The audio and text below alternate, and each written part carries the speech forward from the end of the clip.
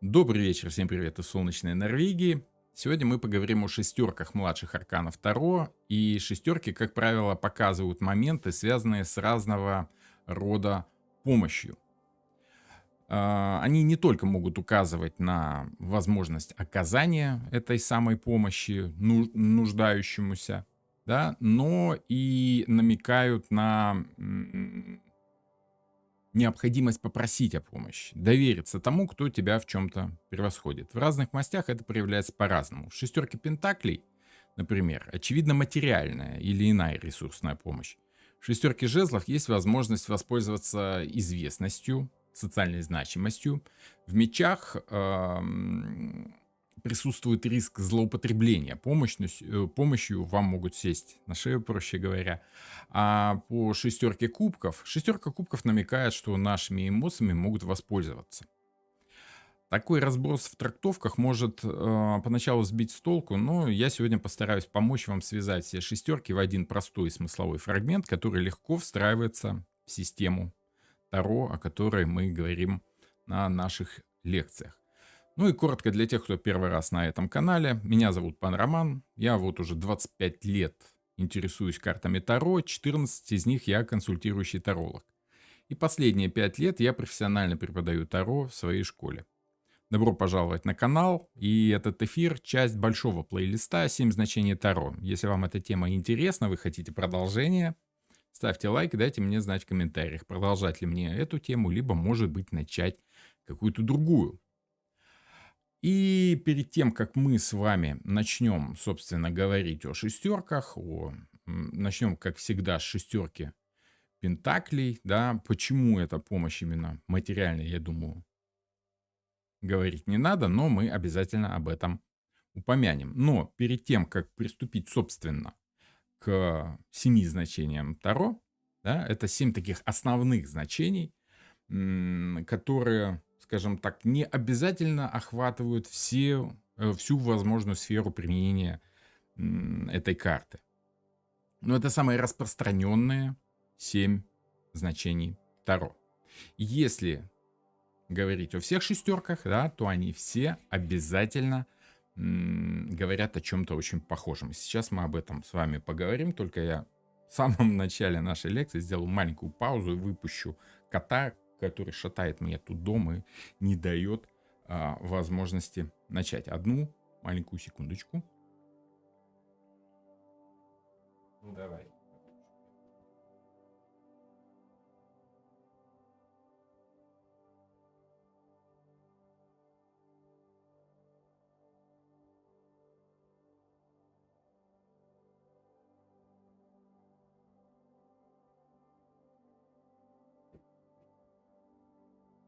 Так, я прошу прощения за эту техническую неполадку, да, но коты такие товарищи, им ничего не объяснишь, это не собаки. Давайте вернемся, собственно, о чем я хотел сказать. А, Ждут порядка 50 человек у меня в списочке, ждут нового потока. На этот раз это 10-й поток грамматики Таро. Это курс обучения картам Таро в моей школе. На буквально пару минут я у вас займу, просто чтобы рассказать тем, кому это интересно. И сегодня у нас, собственно, торжественно происходит начало набора на этот 10-й поток. Уже 10-й поток. Что за грамматика Таро, что за курс такой? По программе мы сейчас с вами быстренько пробежимся, поговорим. Начинается он 3 июня и закончится 28 августа 2025 года. То есть это буквально 3 месяца. За эти 3 месяца мы пробежим основы Таро, основы зодиакальных соответствий Таро, основы системы и разберем порядка 70 раскладов. В чем преимущество курсов? Ну, во-первых, я предлагаю карты Таро как понятную визуальную символьную систему. Более того, курс позволяет глубоко погрузиться в суть карты, а не зазубривать десятки значений каждого аркана. Сжатые сроки обучения 3 месяца, ориентированность на практическую работу с картами Таро. Как правило, это эмоционально-интуитивная работа с картами Таро, не просто расчет значений, а умение прочувствовать карту исходя из ситуации, и, соответственно, ситуацию вашего клиента, либо если вы себе смотрите, исходя из карт Таро.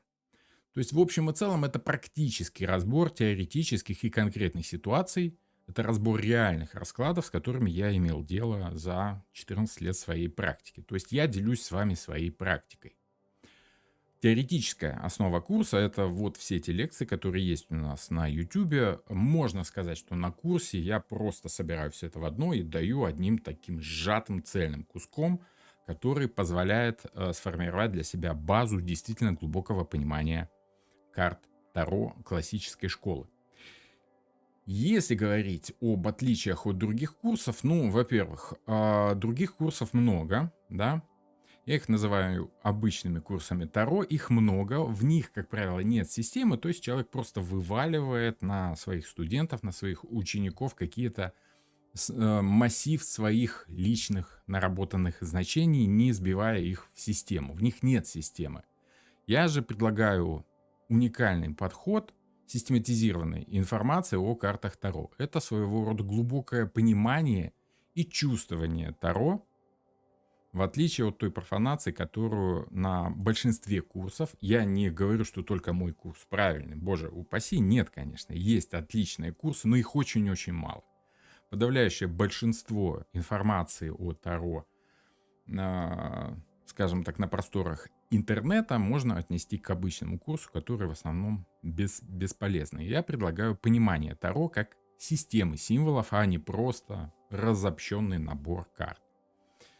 Как все это дело происходит? Ну, во-первых, у нас будет с вами живая группа, которая по вторникам и четвергам будет стартовать конференции в Zoom. Это удобная, простая программа, с которой можно запускать презентации, и эти презентации, собственно, в виде конференций, да, будут вам доступны в записи еще полгода спустя окончания курса.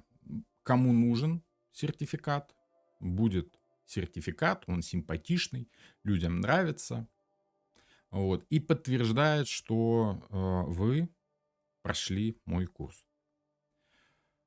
Курс возможен как в онлайне, так и просто в записи. Все очень просто. По программе курса, как я уже сказал, у нас с вами 25 лекций, начиная с 3 июня и заканчивая 28 августа. Мы пройдемся по всем старшим арканам, обязательно по всем младшим. В каждой лекции будет, кроме теории, большую часть лекции у нас будет занимать разбор раскладов по каждой карте.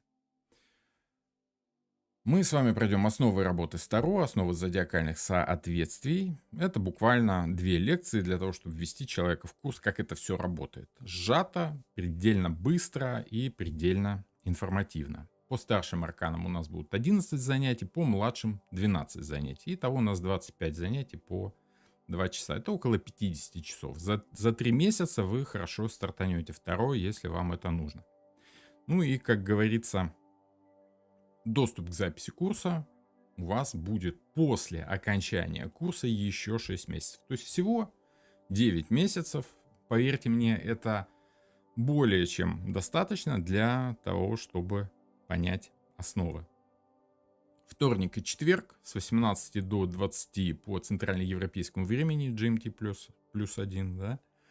Либо по московскому и киевскому времени это с 19 до 21:00. По 2 часа. Вторник, четверг.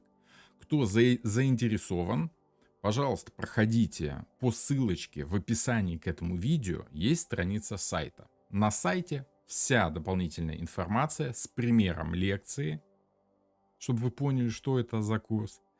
И соответственным образом там будет понятно и как оплатить, и что нужно для онлайна. Для онлайна нужен всего-навсего стабильный интернет, приложение Zoom, очень легкое, понятное. Ну и если вы хотите голосом общаться со мной во время лекции, наушники, в них вообще, в принципе, будет слышно лучше. 3 варианта колоды. Это может быть Universal Void Tarot, Radiant Rider Waite Tarot, либо просто стандартный Rider Waite Tarot, да, Таро Артура Уэйта и Памелы Колман Смит. По стоимости курса обязательно будет этот вопрос. Я его уже предвкушаю этот вопрос. 25 занятий по 2 часа, то есть 50 часов практики Таро, 3 месяца по вторникам и четвергам. Онлайн стоит 400 евро. Курс просто в записи, без всяких онлайнов. Вы можете смотреть там в своем нужном вам ритме, в свое удобное время. На 100 евро дешевле. Просто 300 евро. Само собой, что в онлайн тоже входит запись. Да? Оплата для тех, кто живет в Европе, в Штатах, в других странах, PayPal, карты. Да, то есть все можно спросить у меня, как оплатить. Обязательно проверяйте номер моего телефона ВКонтакте, Телеграма или WhatsApp. Обязательно проверяйте номер телефона. Номер телефона в описании к этому видео и везде у меня на сайте прописан. Из РФ, если у вас нет карты там в евро, в долларах и прочих, да, тоже есть вариант. Пишите мне. Ну и, соответственно, возможно рассрочка по этому курсу. Можно на 3 месяца разбить платежи. Все это вполне допустимо. Вот как-то так. Вот. Хорошо. Давайте начнем по шестерочкам, да. То есть, собственно, кому интересно, добро пожаловать.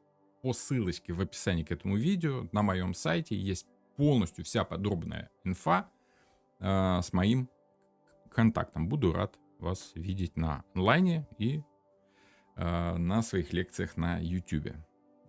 Ольга Скрипка пишет: я обучалась у пана Романа в личном обучении. Ольга, здравствуйте, здравствуйте. Тем, кто пойдет на групповое обучение, чуток завидую. Каждая онлайн-встреча будет незабываемая. Спасибо. Спасибо за подтверждение качества. Я воспринимаю это как комплимент. Спасибо. Так, ну с вами мы еще увидимся, да, Ольга? Хорошо. Давайте начнем с шестерки, да, а то как бы не увлечься саморекламой. Шестерочки. Начнем с шестерки пентаклей. Как я уже сказал раньше, да, у нас каждая шестерка говорит о каком-то роде помощи. На самом деле, даже с точки зрения нумерологии, это достаточно логично обосновано, да, то есть человек интуитивно понимает, что 5 это такая как бы, ну не то чтобы завершенность, но какая-то половинчатость, а 6 это выход, собственно, во вторую половину, да, мы что-то смогли предварительно, и для того, чтобы продвинуться дальше, нам уже понадобится помощь другой руки, да, знаете, как мы вот завязываем узелок, да, нам нужно одним пальцем где-то себе там помочь, одной рукой мы справиться полностью не можем. 6 это вот тот самый шестой палец, который нам помогает вот этим 5 пальцем еще дополнительно сделать что-то, что нам нужно. По шестерке пентаклей у нас очень простая картина. Богатый человек, богато одетый, да, держит в руке весы, и у него из руки выпадают монетки в руки нищему, который с благодарностью смотрит на своего благодетеля. Ну и, соответственно, второй нищий несколько разочарованно ждет своей очереди. Получит он помощь или нет, непонятно, потому как вот этот самый богатый человек достаточно взвешенно относится к распределению этой самой материальной помощи, этого самого ресурса. Это может быть как материальная помощь, да, так и умение поделиться опытом, потому как ресурс у нас может восприниматься как в каком угодно понимании. Это может быть деньги, самый распространенный ресурс, самый удобный для обмена между людьми. Это может быть время, это может быть личный опыт, это могут быть и эмоции, если вы их рассматриваете как ресурс, но по эмоциональной помощи у нас есть отдельная карта шестерка кубков, и о ней мы еще с вами сегодня поговорим. Если же говорить о смысле вот этой самой карты, да, то кроме материальной помощи, о которой я уже сказал, да, в принципе, можно сказать, что вот эта материальная помощь может расцениваться любого типа ресурсом. Даже если речь идет о каком-то интиме, да, если человек ощущает, допустим, женщина ощущает возможность воздействовать на мужчину с точки зрения пентаклей, это некий сексуальный подтекст, да, то у женщины есть ресурсы, она может им как бы поделиться с этим самым мужчиной. Это одно из таких неожиданных значений шестерки пентаклей, но поверьте моему опыту, порой карты показывают так интересно такие оттенки, что ну, сразу и не скажешь. Однако опыт дает вам понимание того, почему м, некоторые люди расценивают это как возможность ресурса. Одно из самых важных значений шестерки пентаклей — это необходимость делиться. То есть, если вы чувствуете, что у вас ресурса больше, чем у кого-то другого, то вы должны делиться. Либо, если вы понимаете, что м, вам нужно попросить о помощи, вы можете быть в роли просителя. Та же самая карта может говорить о том, что, ну, в принципе, в этой ситуации, о которой говорит карта, один дает помощь, другой ее принимает. В какой роли вы окажетесь, ну, тут уже нужно интуитивно догадываться, либо видеть по смыслу ситуации, по тому раскладу, который вы делаете. Как я уже сказал, это возможность делиться опытом с другими людьми, с теми, у кого этого опыта как ресурса меньше. Ну и само собой, как мы уже с вами по весам поняли, решение о помощи должно приниматься неспешно, взвешенно. Вы должны разумно подойти к вопросу распределения излишков вашего ресурса. Да? Можно слить свою помощь тому, кому не нужно, а можно разобраться, взвесить за и против и выделить тот самый ресурс, избыток которого у вас есть в наличии, опыт, время, деньги, здоровье, да, именно тому, кто заслуживает этой самой помощи. Еще одно из интересных значений этой карты — это разница в социальном статусе. Ну, для, скажем так, скандинавских стран, допустим, я уже 3 года как живу в Норвегии, и я вижу, что, допустим, в скандинавских странах такое значение, как разница в социальном статусе, ярко показываться не будет. Но вот на постсоветском пространстве, где очень часто молодые люди покупают машину подороже, да, либо мужчины покупают машину подороже, чтобы показать другим свою статусность, да, вот тот самый ресурс, то самое богатство, которым они пускают пыль в глаза другим людям, служит ровно одной цели — показать свой статус. В данном случае мы с вами видим разницу, статусную, социальную разницу между богатым человеком и бедным, между опытным и неопытным. Тем, у кого есть много там времени, много возможностей, и теми, у кого ограничены эти самые возможности. Да? То есть, если вы понимаете, что, допустим, у ваших друзей, у которых нет детей, у них больше времени, больше свободного времени, у них этого ресурса навалом, они даже не знают, чем заняться в свободное там после работы время вечернее, а у вас там дети, допустим, и вы понимаете, что, ну, вот у вас этого ресурса по времени вы крайне ограничены, и, конечно, вы не можете себе позволить того, что там могут позволить себе ваши бездетные друзья, допустим. Поэтому вы можете попросить их о помощи, допустим, да. Так тоже может играть эта карта, казалось бы, с такой вот достаточно неочевидной стороны. С другой стороны, если вы видите, что у какого-то человека есть избыток какого-то ресурса, времени, денег, опыта, да, вы можете, скажем так, мало того, что попросить его о помощи, но еще и прочувствовать, что он вами через этот ресурс может манипулировать. Допустим, если богатый человек видит, что у вас денег мало, да, он может вас привлечь, собственно, этим ресурсом. Хочешь денег, да, давай, сделай то, что я тебя прошу. То есть тут уже речь идет не столько о помощи, сколько о манипулировании через тот самый ресурс. Хочешь больше времени, да, хочешь меньше работать, хочешь, я поделюсь с тобой опытом. Либо наоборот, если вы говорите человеку, что ну у тебя же больше денег, дай мне, пожалуйста, помоги мне, пожалуйста. Это тоже своего рода манипулирование, потому что вы как бы ставите себя на позицию жертвы. С точки зрения психологии это очень интересная карта. Ее было бы здорово разобрать чуть-чуть поглубже, потому как тематика жертвы, да, приведение себя в такое бедственное положение, чтобы все другие видели, да, она и раньше-то была достаточно, скажем так, широко распространена в средневековом мире. Стоит по- посмотреть, как нищие на паперти свои, скажем так, болезни выпячивают, да, свою проблему выпячивают, мы тут же начинаем понимать, да, о чем идет речь в этой карте. Манипулирование через ресурс. Вот ты богатый, тебе легче, а я бедный, мне сложнее, поэтому ты должен мне помочь. Ну и одно из таких не всегда очевидных значений, но часто выпадающих в практическом применении, это взятка или плата за услугу. Вроде бы не очевидное значение, да, однако тут у нас просто деньги переходят из одной руки в другую, и бывали моменты, когда вот так в таком цыганском варианте, в цыганском значении, это термин, если что, да, вот, а то сейчас опять начнут в комментариях обижаться за цыган.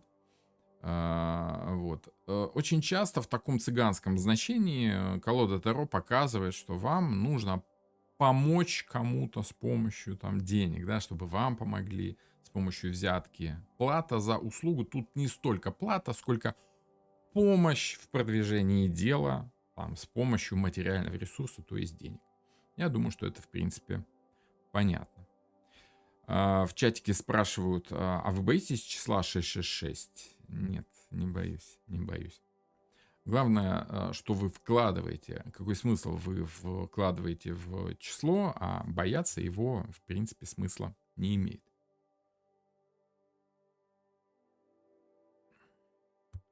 Тройка пентаклей может передавать знания, как и шестерка пентаклей? Ну, по тройке пентаклей не скажу, что там идет именно передача знаний, да. Скорее, по тройке пентаклей можно делиться ресурсом, если вы разбираетесь в чем-то лучше. Вот. Но по шестерке пентаклей все-таки больше идет значение не столько делиться информацией, сколько помогать. В том числе и информацией тоже, если это воспринимается вами как ресурс.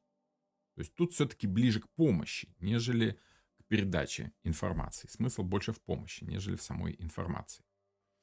Подскажите перевернутое значение. А перевернутое значение то же самое, что и прямое, только против вас. Ну, то есть прямое значение — это взятка. Да? Если вы понимаете, что с помощью взятки можно подтолкнуть свое дело чуть-чуть быстрее, да? Раскрыть себе новые возможности.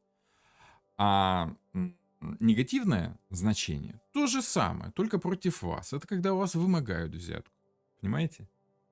Либо, допустим, как материальная помощь, я уже приводил пример. Да? Положительное значение, что с вами могут поделиться материальной помощью, да, а негативное значение, что это вам придется делиться, допустим, либо вам придется просить, и вам это не очень нравится. То есть, в принципе, берете то же самое значение, что и в прямом варианте, и понимаете, как оно может работать против вас. Вот, как-то так. Шестерка жезлов. Ну вот, допустим, самый яркий пример позитива и негатива. Допустим, одно из самых ярких значений шестерки жезлов — это популярность и известность. Да? Но если вы хотите, если вы жаждете популярности и известности, да, то это для вас значение позитивное. А если вы хотите прошмыгнуть незамеченным, а вас все знают и вас тут же замечают, да, потому что вы чем-то выделяетесь, да, то это, конечно, для вас уже становится негативным значением, но это ровно то же самое значение — популярность и известность. Понимаете? Вот популярные, известные люди, с одной стороны, они пользуются своей популярностью, известностью, да, они там где-то могут без очереди пройти, или им за счет того, что они популярны и известны, могут скидочку дать, да, где-то в магазине. А с другой стороны, та же самая популярность и известность оборачивается для них негативом, когда им не дают спокойно там в ресторане поужинать. Все просят автограф или еще что-нибудь такое. То же самое значение, абсолютно то же самое значение. Только в неудачное время, в неудачном месте, там, где вам не хотелось бы быть популярным и известным.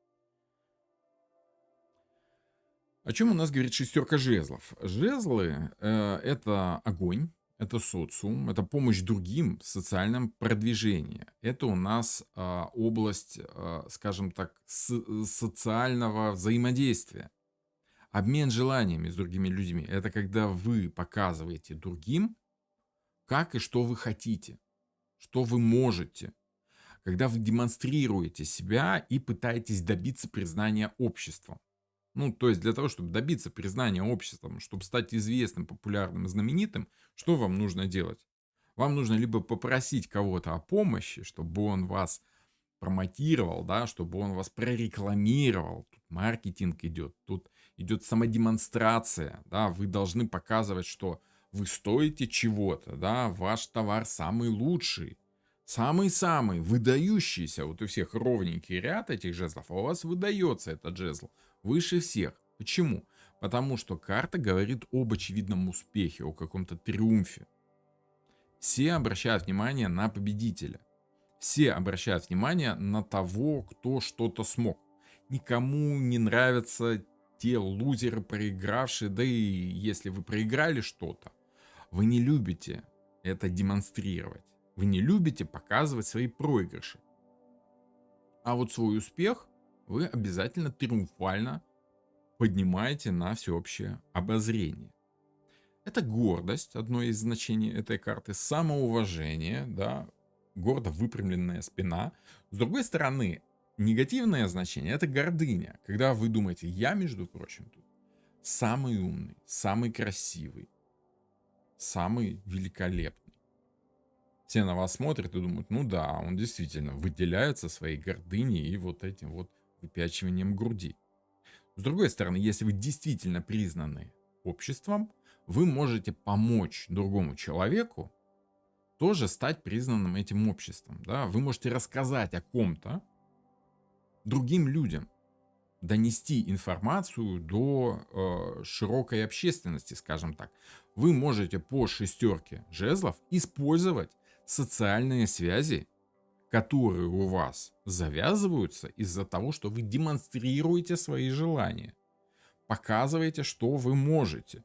Если у вас много подписчиков в Инстаграме, то все будут смотреть на вас, все будут слушать вас, потому что у вас налажены социальные связи. У вас их много, у вас много подписчиков.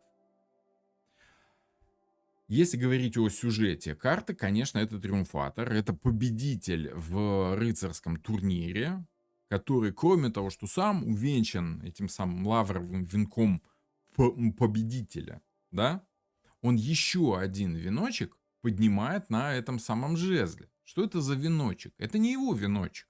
Это веночек его прекрасной дамы, кому он, которой он посвятил свою победу. Да? Если вы помните, вот Вальтер Скотт и прочие романтики викторианской, поствикторианской эпохи, да, легенда о доблестном рыцаре Айвенго и прочие вот все вот эти вот интересные истории, да, то там рыцарь повязывал на древко своего копья некий предмет туалета прекрасной дамы. Это может быть как веночек, так и какая-нибудь подвесочка, ленточка, шарфик, что угодно.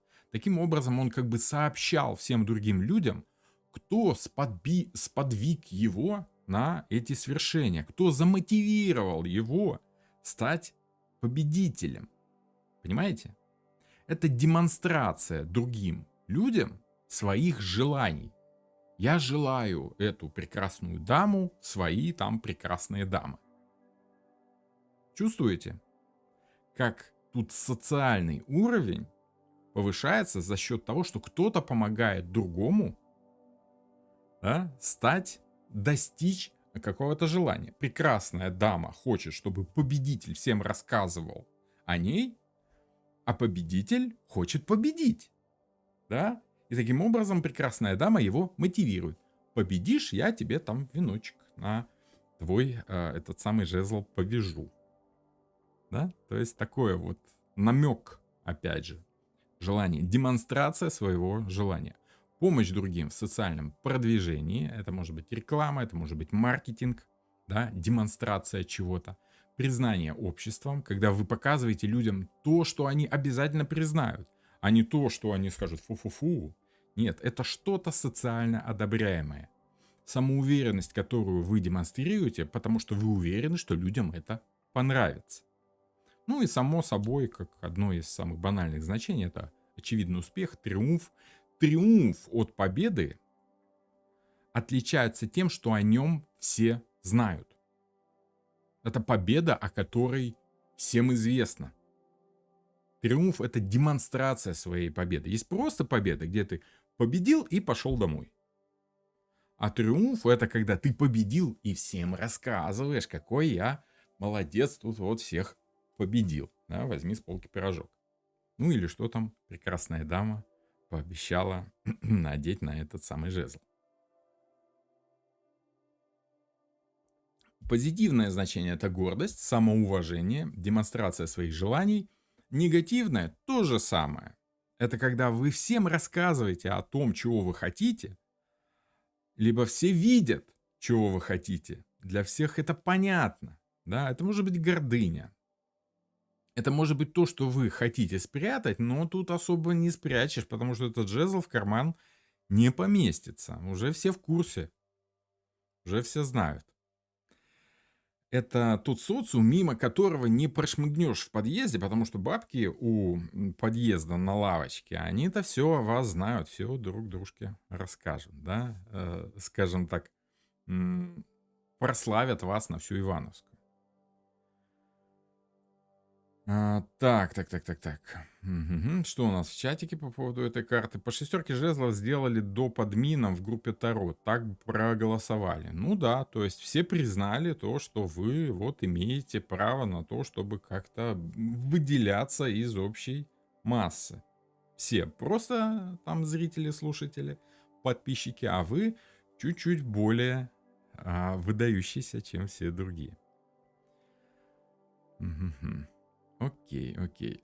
Спрашивают там, ага, с какой целью читать перевернутые карты? Таро — это как книга. Мы же не читаем книгу перевернутую. Это как минимум неудобно. Ну, это один из самых распространенных вопросов, да. Поищите на канале, как читать перевернутые карты Таро, там должно быть. Здравствуйте всем, кто только подошел на эфир. Напомню, что мы записываем все лекции в прямом эфире, да, чтобы все имели возможность задавать вопросы, если что-то вдруг вам там стало непонятно. Допустим, сегодня мы разбираем шестерочки, младшие арканы, с которыми всегда много вопросов. Шестерка мечей на очереди. Казалось бы, какая тут помощь? Все же говорят, что это какое-то путешествие, это уплывание от проблем куда-то дальше еще. Вот. На самом деле, тематика помощи тут вполне очевидна. Во-первых, это помощь содействием. Если по шестерке пентаклей у нас была помощь ресурсам, которые у вас в избытке, по шестерке жезлов это помощь социальным воздействием, да, социальными связями какими-то, оглаской, да, вот та самая реклама и прочее, то здесь у нас помощь действием или содействием, потому что мечи у нас это воздушная стихия, это тематика действия. Мечами орудуют обычно, да? Ну и если говорить о сюжете карты, у нас с вами очень интересный сюжет, который как бы, ну, обычный, но если задуматься и понять, как средневековый человек осознавал то, что мы видим на карте, то все становится чуть-чуть понятнее именно в аспекте помощи. Потому что, ну, если в двух картах у нас есть тематика помощи, я, забегая вперед, скажу, что в шестерке кубков тоже есть тематика помощи, и скоро мы с вами к этому придем. В шестерке мечей тоже есть аспект помощи. Мужчина, который сильный, который хозяин лодки. Ну, почему именно он хозяин лодки? Может, это женщина хозяин лодки, хозяйка лодки, да? Или вообще эта лодка записана на ребенка, да? Вот, как модно делать. На самом деле нет. Если мы говорим о средних веках, то мужчина, как правило, был хозяином какого-то движимого и недвижимого имущества. Женщина в то время такой роскошью обладала далеко не всегда, тем более, если эта женщина не богатая, да. Мужик сильнее, мужик владеет, вот и все. Что там говорить? Такой вот средневековый домострой. Тем не менее, мужик тоже должен быть правильным, да, то есть если у него есть лодка, если у него есть силы, то есть если у него есть то, чего нет у женщины и у ребенка, то он может помочь женщине и ребенку преодолеть те самые сложности, да, вот ту самую сложную ситуацию, потому что волны, которые здесь у нас как бы изображены, очень часто спрашивают, а почему тут изображены волны? Ну, во-первых, для того, чтобы было видно, что это вода, а во-вторых, для того, чтобы было видно, что это сильное течение, что мужчина вообще-то как бы он налегает на этот шест, которым толкает лодку. Или, может быть, это весло, неважно. Важно то, что ему приходится прикладывать те силы, которые у него есть, а у женщины этих сил нет. А ребенок вообще даже и не знает, как это делается. Тут мало того, что у него сил нет, так у него еще и знаний нет. Женщина-то, может быть, обладает знанием. Потому что женщина, она же тоже человек, да, ничуть не хуже, чем мужчина. Может что-то понять. А вот мускульной силой природа женщину обделила. Ну, там по ряду причин, эволюция и все. Вот это вот. Так что тут мы с вами наблюдаем процесс, когда сильный мужчина, хозяин ситуации, помогает тому, кто слабее, либо тому, кто не знает, как это вообще делается, то есть ребенку, непосредственным прямым действием. То есть он прямо за них делает это. Если по шестерке пентаклей мы можем поделиться ресурсом, допустим, вот есть машина, есть ключи от машины, мы можем дать ключи от машины и сказать, ну, слушай, вот тебе машина, пользуйся пока, завтра вернешь, съездишь, завтра вернешь, да? Это по пентаклям, по ресурсу, мы делимся ресурсом. А если тот человек, которому мы пытаемся этот ресурс вручить, чтобы помочь, да, ключи от машины, говорит, а я не умею, у меня прав нет, я не умею водить машину, я не знаю, как завести, как ехать. Вот, я правила дорожного движения не знаю. И вы понимаете, что человек просто не знает, не умеет, он не может это сделать. Шестерка мечей указывает, что ситуация, в которой от вас требуется действие, подразумевает, что помощь нужна вот именно такая, непосредственная. Сесть за руль и поехать, отвезти человека, который сам не может что-то сделать. То есть кто-то не может прочитать, потому что не умеет читать. По шестерке мечей вы читаете им. Ну, там, допустим, вы знаете английский, да? А ваш приятель, с которым вы там в Египет поехали, по-английски не бум-бум. Или там в Англию поехали, да? Что Египет? Там все по-русски говорят, в принципе, да? Вот. В Англию, да? Или там в Америку. Вот вы знаете американский язык, а ваш коллега, попутчик, не знает американского языка, да, и что у вас есть помощь содействием. Вы можете вместо него говорить, да, быть переводчиком, делать за него то, что он сам сделать не может. Вы напрямую делаете, не просто делитесь ресурсом, вы поддерживаете человека в каком-то действии, в процессе какого-то действия. Вы вместо него делаете, вы поддерживаете его на его пути. По этой карте, конечно, выпадает очень часто в ситуациях, вы можете прямо сказать клиенту, что тут нужно уметь либо попросить о помощи, если вы понимаете, что вы не знаете, как это делается, либо оказывать эту помощь, если вы понимаете, что человек, с которым вы дело имеете, не в состоянии что-то сделать, не знает американского языка, не умеет там заводить машину, либо просто вот у него не хватает сил поменять колесо в этом автомобиле. Водить умеет, а открутить гайки сил не хватает. Значит, вы должны просто взять и помочь. Там либо перевести, либо завести машину, да, либо еще что-нибудь сделать лично, самостоятельно.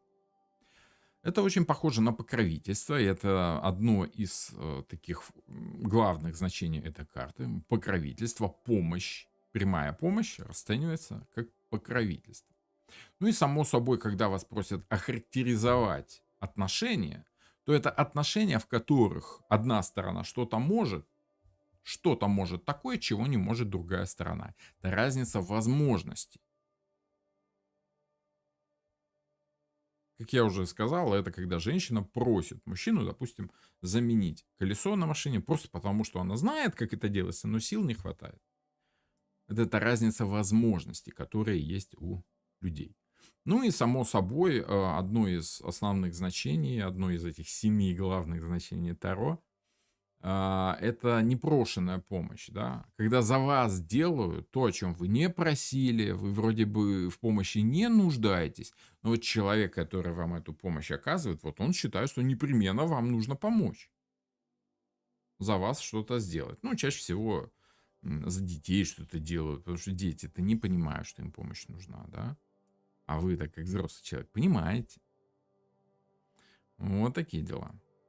Ну и само собой одно из часто упоминаемых у тарологов значений этой карты — это попытка уйти от каких-то проблем. Нежелание самостоятельно учиться тому, что вы можете изучить. Нежелание пробовать, потому что у вас есть кто-то, да, кто может за вас это сделать. Это вот та самая манипуляция темой жертвы, да. Ну я же слабенькая, я же не могу, у меня лапки, у меня ногти, я не могу мыть посуду. Зайка, помой за меня посуду, у меня вот тут маникюр, да. Или мужчина, да, который: ой, я тут не знаю, как косички заплетать дочке. Давай ты лучше заплетаешь, у тебя лучше выходит. Я вот не умею, у меня вот руки, как привыкли руки к топорам, какие косички, я даже не знаю, как это делается, да. Или свари мне пельмени, я не знаю, как варить пельмени. Да? То есть такое вот. И вы понимаете, что, блин, ну елки-палки, приходится вот человеку прям вот так просто становиться и за него варить эти пельмени, потому что у него там 2 плюс 2 он в голове сложить не может, как варятся эти пельмени. Вот, что-то такое. В общем и целом примерно так. А, В чатике пишут, ну, кстати, в шестерке мечей я, очевидно, вижу Харона. Ну, это если знать о Хароне, да, ну, это один из таких моментов, да, который более глубокий.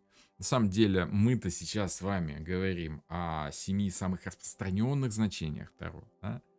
Харон тут как бы чуть-чуть как бы не в тему, да. Он, конечно, тут есть, это, конечно, очень интересно, да, это переход в другую ситуацию, в другой мир, да, кто-то вас может провести в другой мир, там, где вы не были ни разу, да, вам нужен проводник, но это такое, это как бы слишком глубокое значение, да, скажем так, не для этого курса. Как-то так. Так, что у нас там? Пан Роман, скажите, пожалуйста, почему всегда в раскладах выпадает 9 кубков? Хорошо это или плохо? Всегда выпадает. Наталья, лучше перемешивайте колоду. Если у вас в каждом раскладе выпадает одна и та же карта, значит вы плохо перемешиваете колоду. Вот. Каждая карта выпадает на ситуацию, обозначает что-то конкретное. Что именно? Ну, это зависит от того, что у вас там за ситуация. Девятка кубков может значить все, что угодно в достаточно широком секторе значений. Вот. Вот видите, вам там пишут, что 9 кубков в обычном смысле вкусно покушать. Да? То есть значений может быть очень-очень много. А почему тогда слева нет волн? Задает один из самых часто задаваемых вопросов по этой карте. Екатерина задает вопрос. Можно трактовать по-разному. Можно придать этому смысл, да, хотя не обязательно автор рисунка Памела Колман-Смит, скорее всего, она хотела показать такие крупные волны, да, которые демонстрируют сложность ситуации, которую нужно преодолевать, что женщина сама не справится. Тут нужна сильная рука мужчины, потому что ситуация сложная, да, волнительная какая-то. А с другой стороны, если рисовать такие же волны, то как бы тут они будут вступать в диссонанс с этими мечами, будет рябить слишком в глазах от этих волн, и будет нечетко читаться картинка. Это уже, скажем так, основы рисования, да. Вот, просто если еще и там рисовать будет плохо читаемый рисунок. Рисунок должен быть четко читаемым. Вот, поэтому, да и сзади там, в принципе, нет необходимости изображать слишком много волн. Вы показали волны, все, окей. Дальше там вода и вода. Да? Вот такие дела. Как-то так. Ну и у нас еще шестерка кубков. Это та самая помощь, которая у нас дополняет 4 стихии до четверочки. Да? То есть у нас с вами была стихия Земли в Пентаклях. Это помощь ресурсам. Материальная, либо финансовая, либо там, время, опыт. Что у вас там есть в виде ресурса. Что еще? Дальше у нас была шестерка жезлов, как стихия огня. Это социальная помощь, помощь социума, связи, известность, знакомство. Да? Шестерка мечей — это непосредственное действие, разумное, либо силовое. Да? Как говорится, сила есть ума, не надо. Знание — это сила и прочее, прочее. Да? Это воздух. Ну и вода, эмоции — это эмоциональная помощь. Эмоциональная помощь — это эмоциональная поддержка. И одно из значений — это помощь близких и родни. Либо там дети, детская открытость. Почему дети? Понятно. Дети-то вот они у нас как бы, это цыганское значение, а тут вот они у нас видны. Мальчики, девочка, явно дети.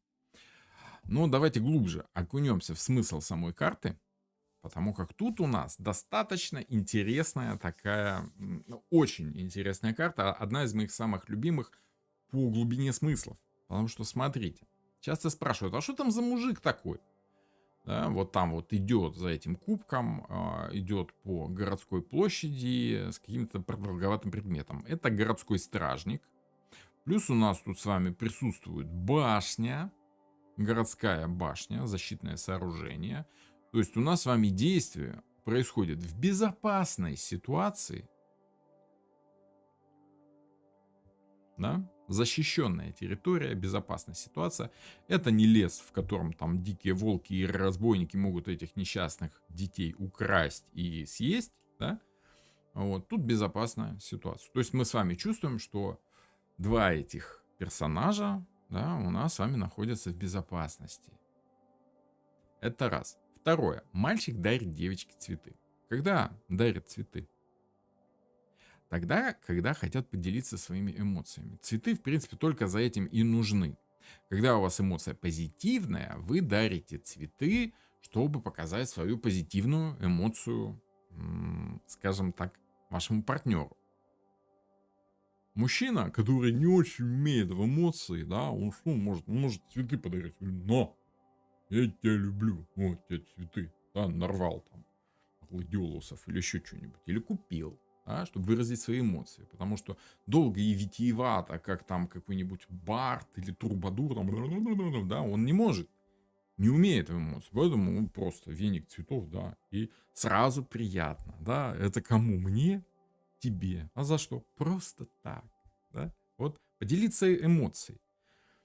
То есть одному человеку может быть плохо, а вы с ним делитесь своей эмоцией. Делитесь радостью чаще всего. Либо показываете сочувствие, да, потому что цветы еще могут быть в негативе. Цветы еще могут быть в виде веночка. Да, это когда вы несете веночек на погребение, чтобы показать свое сочувствие семье, родственникам усопшего, да, и прочее, прочее. Но тут у нас, конечно, позитивная ситуация. Тут у нас люди делятся эмоциями друг с дружкой. Какие люди у нас делятся эмоциями легко и просто, открыто, как дети? Ну, собственно, во-первых, сами дети легко делятся эмоциями. А во-вторых, те, кого вы знаете с детства, вам хорошо знакомы, вы чувствуете себя в общении с ними в безопасности, ну, вы же их давно знаете, да? Поэтому вы легко с ними делитесь своими эмоциями. О, привет, привет, сколько лет, сколько зим, да? Как вы будете здороваться с человеком, с которым вы не знакомы? Вы будете здороваться «здравствуйте». Да? А как вы будете здороваться с хорошо знакомым вам человеком? О, привет, да? То есть вы сразу показываете эмоцию, делитесь эмоцией. У нас с вами на карте изображен процесс передачи эмоций от того, кто может эту эмоцию передать, тому, кто может ее принять, эту эмоцию. Это эмоциональная поддержка. Цветы дарят, чтобы поддержать, да? В какой-то сложной ситуации, помочь в какой-то сложной ситуации. Это помощь близких и родни, братьев, сестер очень часто, потому что у нас тут с вами действительно два человека, знакомых с детства. Это старые знакомства, это какие-то родственные души. Забегая вперед, скажу, что ностальгия часто идет по этой карте, да? Почему? Потому что, общаясь с человеком из далекого прошлого, вы испытываете чувство ностальгии, чувствуете эмоции из прошлого и как бы чувствуете себя в безопасности с этим человеком, потому что знаете его давно.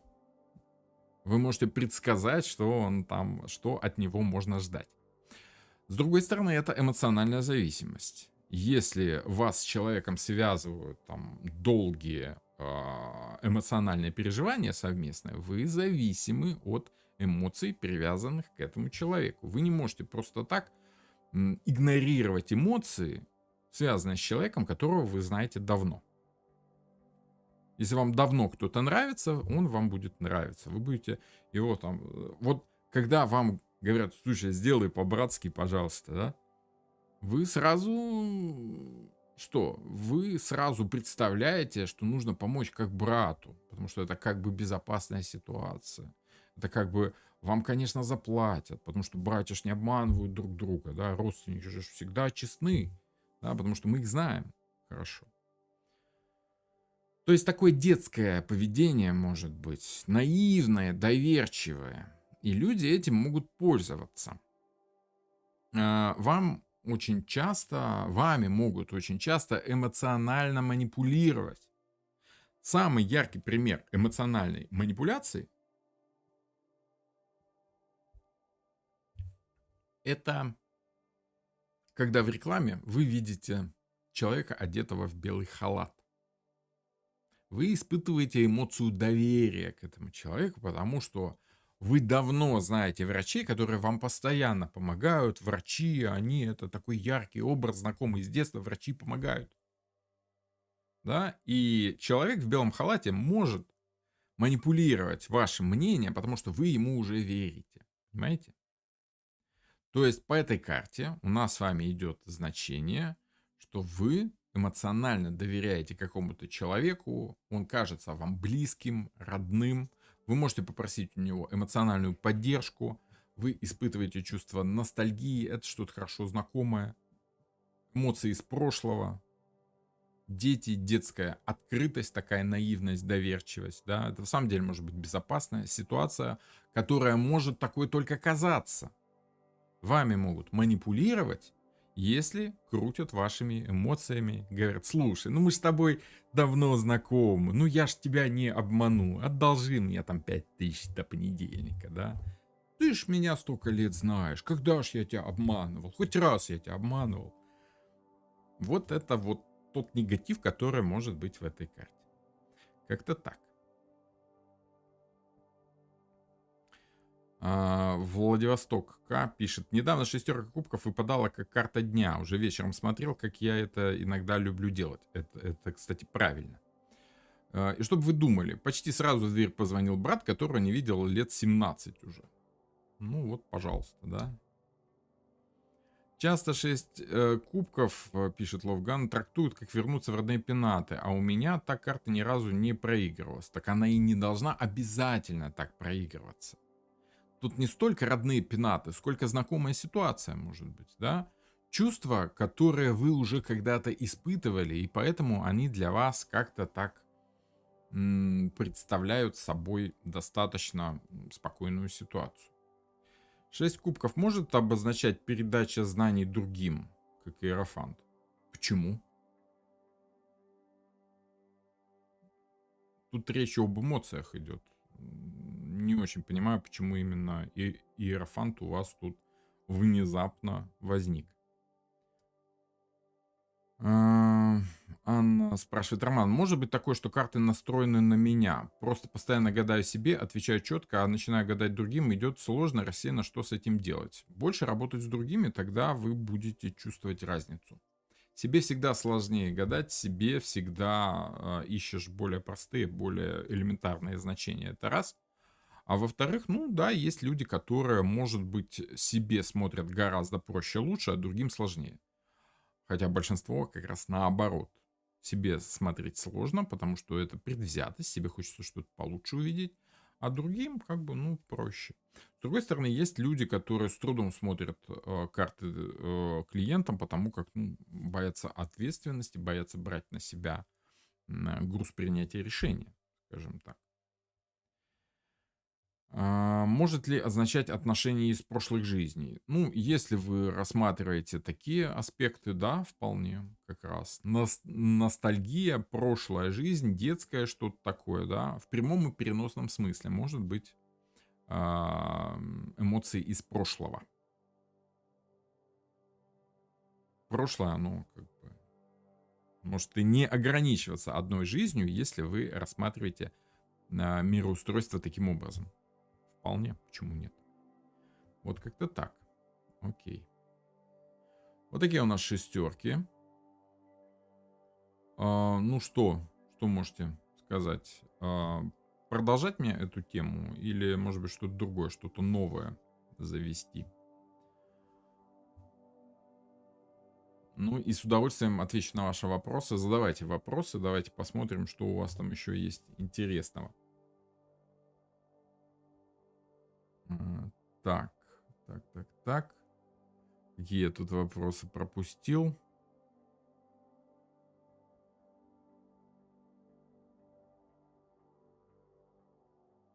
Ага. Ну, в основном я практически на все ответил. В Китае 666 означает круто, здорово, супер, молодец. За 14 лет жизни здесь другой смысл в этом числе увидеть мне трудно. Ну, понимаете, Ольга, мы с вами уже говорили, да, что восточное мировоззрение от западного отличается определенным образом, и это возможно ощутить только через продолжительное время общения вот с людьми восточного склада характера. Я думаю, что вам это хорошо понятно, хорошо известно. Тут дело в том, что Ольга Скрипка у нас живет в Китае. Вот, это моя студентка, с которой мы проходим индивидуальное обучение. Есть еще и такой формат обучения. Он более дорогой, нежели курс групповой, но он такой, скажем так, более насыщенный по глубине смыслов. И индивидуальное обучение всегда, как это сказать, всегда результативнее, когда можно работать с человеком напрямую, сразу же чувствовать отклик, понимание, оттачивать нюансы, да, детали, тонкости, оттенки. И человек в какой-то момент начинает чувствовать карты так, как будто он сам через весь этот опыт прошел. Так что индивидуальное обучение, если есть возможность, такая крайне рекомендую. Курсы это, ну, есть ряд людей, для которых общение в группе очень важно. Социум очень важен, им, конечно, легче ходить на групповое обучение. А есть такие, которые хотят детально, четко, точно, быстро задавать вопросы, быстро получать на них ответы. Это, конечно, в индивидуальное обучение. Руслана спрашивает, интересно ваше мнение по шестеркам на отношения. Ну, это когда человек нуждается в помощи, да, допустим, если говорить о шестерке пентаклей, да, в отношениях это когда у одного человека ресурса больше, чем у другого. Допустим, если речь идет о сексе, да, я всегда говорю о том, что женщина хозяйка этого сексуального ресурса. Она им владеет, как бы. Она решает, сколько там кому выделить этого ресурса. А мужчины бегают вокруг и просят, да, допиваются. Женщина так с высоты своего положения, с высоты своего богатства, да, думает, кого же отделить этим богатством. Для кого эта розочка цвела, скажем так, да. То есть, ну, если говорить более широко, в отношениях женщина понимает, что она может дать мужчине, чем она может осчастливить детьми, либо там любовью, либо заботой. Вот. Мужчина же женщине может дать защиту, безопасность, какой-то финансовый ресурс, материальный успех и прочее, прочее. Вот. Сейчас тема очень такая сложная, потому как мужчины и женщины потихонечку в финансовом плане выравниваются. Это очень хорошо, но порождает множество холиваров в плане, там, кто за кого должен платить на первом свидании в кафе. Вот, и прочее, прочее. Потому что женщина и сама может достаточно большое количество вот этого самого материального пентаклиевого ресурса накопить. Вот как-то так. Если говорить по отношениям о шестерке жезлов, то в шестерке жезлов ты демонстрируешь другому человеку свое желание. Да? Это, допустим, женщина одевается ярко и привлекательно, потому что она демонстрирует свое желание быть яркой и привлекательной. Вот. А мужики бегают следом и уже как демонстрируют свое желание. Я хочу. Вот. В шестерке мечей кто что может, да, кто может сделать что-то за другого человека, что-то объяснить, да, если мужчина не очень понимает, как себя вести с женщиной, и женщина, понимая, что он сам не осиливает, за него делает всю работу, объясняет, как нужно обращаться там с женщинами, либо со стиральной машиной, либо с ребенком, либо там с пельменями, либо со всеми эти, извините за такой сексизм, как бы, да, но это по большому счету в шутку. Вот. То есть, в общем и целом, кто сильнее, кто лучше разбирается в теме, тот по шестерке жезлов и помогает своему партнеру. И в отношениях это ровно такой же аспект. Кто может что-то сделать, тот и делает. Кто может сесть за руль, тот и садится. Кто может там, я не знаю, в магазин сходить, тот и ходит. По шестерке кубков это умение поделиться своей эмоцией. Но и, скажем так, тут есть опасность манипуляций. А куда ты денешься, да, ты ко мне эмоционально привязан, ты меня забыть не можешь и не сможешь, да. Вот 6 кубков это та самая, меня сложно забыть и невозможно потерять, да, что-то такое вот. Примерно так это в значениях. Отношение тройка кубков как 6 кубков? Нет, тройка кубков и 6 кубков это разные карты, поэтому в отношениях они будут по-разному звучать. Подскажите, пожалуйста, когда смотрю отношения на себя и нового знакомого, всегда на наши отношения идет справедливость и иногда шестерка. Что это означает? Зависит от типа ваших отношений, зависит от вашей ситуации. Справедливость или правосудие – это либо желание уравновесить как-то отношения, либо юридически их оформить. Тут уже все зависит от той ситуации, которая у вас там разворачивается. Это партнерство очень часто может быть. Вот. А иногда шестерка, какая именно шестерка, не очень понятно.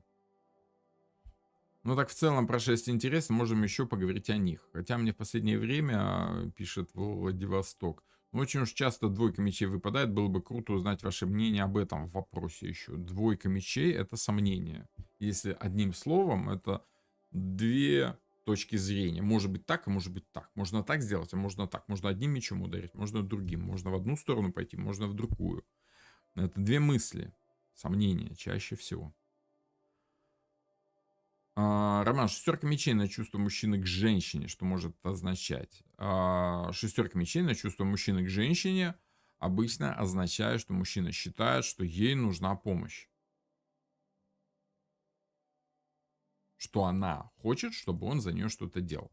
Мужчина может быть прав, может ошибаться в этом плане. Но в любом случае шестерка мечей это когда мужчина за женщину что-то делает. И если он в мыслях держит вот эту карту, вот этот образ, значит он видит себя как помогающего женщине.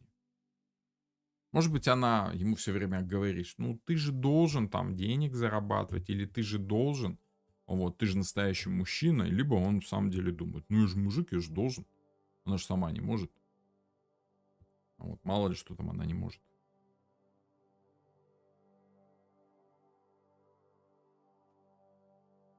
Сергей спрашивает, скажите, пожалуйста, чем отличается тройка мечей от пятерки чаш? Где проходит эта тонкая грань различия в этих картах между мечами, мыслями и чашами, чувствами с конкретными картами? Благодарю. Очень, все очень просто и очень понятно. тройка мечей — это грустные, печальные мысли, в первую очередь. Это болезненные мысли, это болезненность принятия ситуации такой, какая она есть. Да? Это мысли в первую очередь. Это не эмоции. Эмоции и мысли — это разные вещи. Мыслительный процесс и эмоциональный процесс — это как бы две половинки человека, да? И вот в кубках как раз у нас идут эмоции. Но в пятерке кубков важнее перевес эмоций. По пятерке кубков негативных эмоций больше, чем позитивных. Но позитивные тоже присутствуют. Но тут речь идет не о мыслях, а именно о том, что человек чувствует и переживает. Он может этого даже не понимать. Но чувствовать точно будет чувствовать. Мгм. Перевернутая шестерка жезлов в действиях мужчины может означать, что он не хочет никому показывать, кто его вдохновил, и предмет какой дамы он подвесил себе на древко. Скрывает, в общем. Смотрите, если это проблема, то, возможно, он думает, да, по негативу шестерки жезлов. Потому что у нас такое шестерка жезлов, да? Это когда все видят, что он там на древко себе подвесил, да? Это может его беспокоить, волновать. Он может этого хотеть, а может волноваться, беспокоиться по этому поводу. Думать, а что другие люди скажут? Понимаете? Так что да, в принципе, негативная шестерка жезлов может означать, что ему не очень нравится вот именно этот аспект. Что социальное внимание не так уж его радует, что он вынужден демонстрировать всем вот это желание. А хотел бы, может быть, спрятать. Ольга, пробуйте все-таки работать прямыми картами, вам станет гораздо интереснее. Вы что-то как-то слишком себе не доверяете, чтобы начать работать прямыми картами. Это сложнее, но это понятнее по итогу. Владивосток спрашивает, плохо отношусь к мужчинам, которые слишком уж сильно за ними бегают.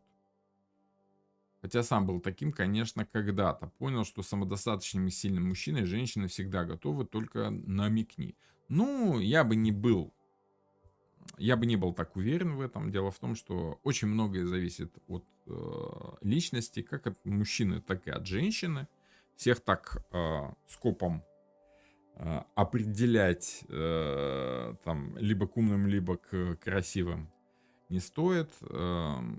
Как только вы будете в чем-то однозначно уверены, жизнь вам, скорее всего, тут же даст знать, что это не совсем так.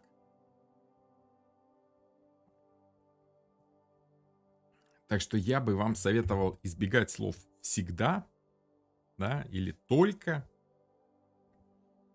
Вот. Очень часто жизнь, она показывает, что на самом деле все гораздо сложнее, чем нам кажется. Вот такие дела, такие пироги.